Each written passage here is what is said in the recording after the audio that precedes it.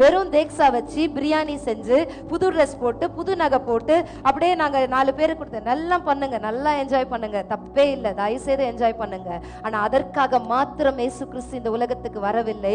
ஒன்று நினைத்து கொள்ளுங்க, நான் சொன்ன இந்த கேட்டகரியில எங்கேயாவது நீங்க இருக்கிறீங்க, உங்க பிள்ளை உங்களோட இல்ல, உங்க கணவர் உங்களோட இல்ல, உங்க மனைவி உங்களோட இல்ல, குடும்பத்துல சில சண்டை, உள்ளுக்குள்ள வலிக்குது, ஏதோ சர்ச்சுக்கு வந்துட்டேன், வியாதியோட இருக்கிறேன், இந்த வருஷம் போன வருஷம் நான் நல்லா இருந்தேன், இந்த வருஷம் எனக்கு வியாதி வந்துருச்சு, இந்த வியாதியோட நான் போராடின்னு இருக்கேன், எனக்கு மனசு கஷ்டமா இருக்கு, ஆனா கிறிஸ்துமஸை நான் கொண்டாடுகிறேன், இப்படிப்பட்ட வலிகளோடு வேதனைகளோடு வந்திருந்தால் ஒன்றை மாத்திரம் நினைத்துக் கொள்ளுங்கள், எனக்காக பிதா இயேசு கிறிஸ்துவை எனக்காக இந்த உலகத்திலே கொடுத்ததன் நோக்கம் எனக்கு ஒரு நித்தியமான ஒரு வாழ்க்கையை, நித்திய ஜீவனை எனக்கு கொடுக்கும்படிக்கு கர்த்தர் இந்த உலகத்திலே வந்தார். ஹல்லேலூயா. அதற்காகத்தான் இயேசு இந்த உலகத்திலே பிறந்தார். To give me an eternal life. இந்த உலக வாழ்க்கை, இந்த புடவை, இந்த நகை, இந்த பில்டிங், இந்த சர்ச்சு எல்லாமே அழிந்து விடும்.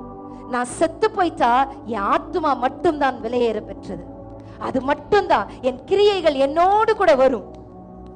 சோ இன்னைக்கு உலகம் எவ்வளவுதான் பாவ சாபத்துல இருந்தாலும் அந்த பாவ சாபத்துல இருந்து என் பிள்ளைங்க மீட்டு எடுக்கப்பட்டு இந்த உலகத்துல ஒரு சில உபத்திரவங்கள், கண்ணீர்கள், பாடுகள், மரணங்கள், வேதனைகள் இவைகளை கடந்து வந்தாலும் இதன் மூலமாய் உடைத்து உருவாக்கி என் பிள்ளைகளை தகுதிப்படுத்தி இயேசுவின் அன்பை இன்னும் இன்னும் இன்னும் ஆழமாய் அறிந்து கொண்டு இயேசுவோடு நெருங்கி அவருக்காய் வாழ, அவருக்குள் வாழ, அவருக்குள் மரிக்கத்தான் நம்மை கர்த்தர் ஆயத்தப்படுத்துகிறார். இதுதான் ரியல் கிறிஸ்துமஸ். ஹல்லேலூயா. ஒரு கரங்களை தட்டி அப்பாவுக்கு மகிமை செலுத்துங்க.